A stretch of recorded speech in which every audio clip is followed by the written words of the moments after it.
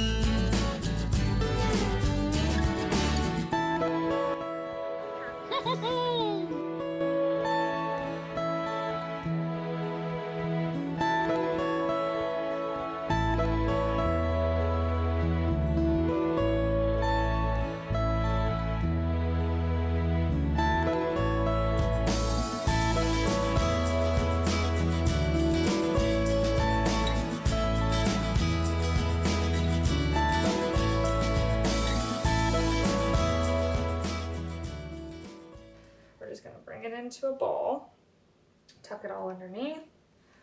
This is the funnest thing because dough is so fun to play with. This is a good one to do with your kids because this is quite fun. Just gonna get it nice and smooth on the top, And then I'm going to I have my oiled bowl. I just sprayed it with some Pam.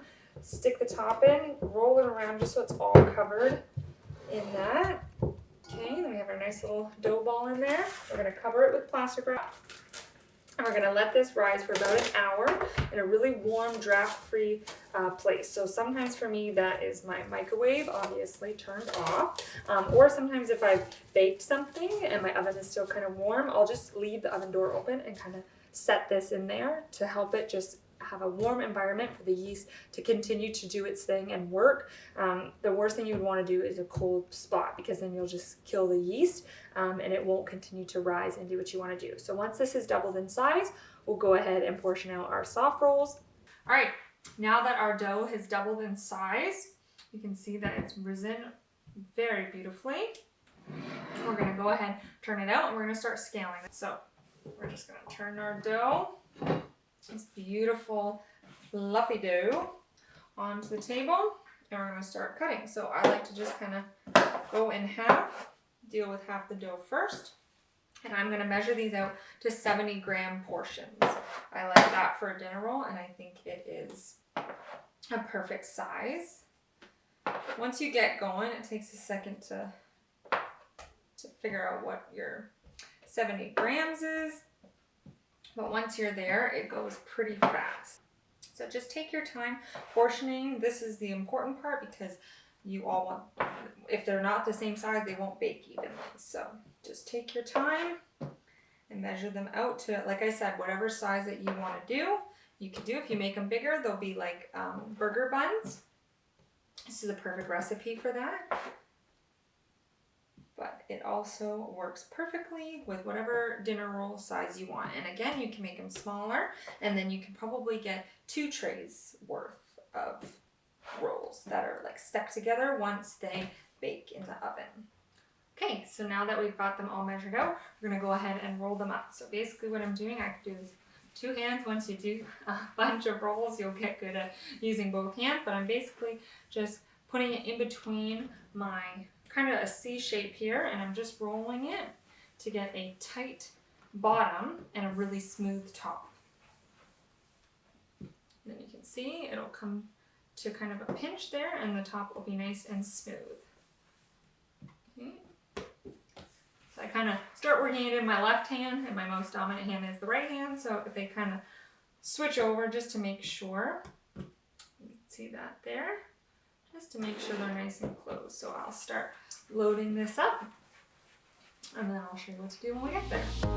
Just keep on rolling.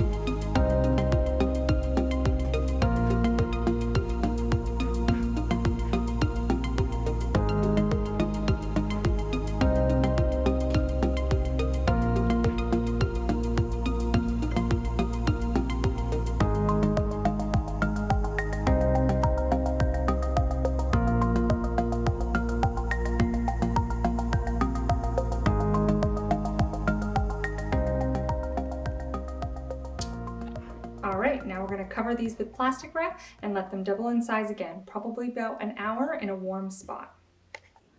So now that they're ready for the oven, I'm just going to do a light brushing of egg wash, and this is just 1 egg beaten with a little bit of water, or you can use milk. And then you can leave them as is, so they're plain soft rolls, or I just have a mixture right now of some Italian seasoning, some dehydrated onion flakes, and some sesame seeds that I'm going to sprinkle on top. So you can make these really whatever you want to do. If you want to just leave them plain dinner rolls, you would just do the egg wash. That way they get a nice browning in the oven. So they're going to go in a 400-degree oven for about 20 minutes until they are fully baked. All right, our rolls are out of the oven. They're really, really hot. So what you want to do is wait a couple of minutes while they're in the pan that they're in, or whatever you bake them in. Then you want to transfer them onto a cooling rack, let them cool for about 10 minutes, and then you'll be able to take them apart, enjoy with dinner, and they'll still be warm. So stay tuned for more savory videos. Be sure to like this video, subscribe to the channel so you never miss when I get a new video up for you guys, and have a wonderful weekend. Bye guys. All I want to do right now is come alive. You know, Greatest Showman. So come alive. That's what my yeast is doing.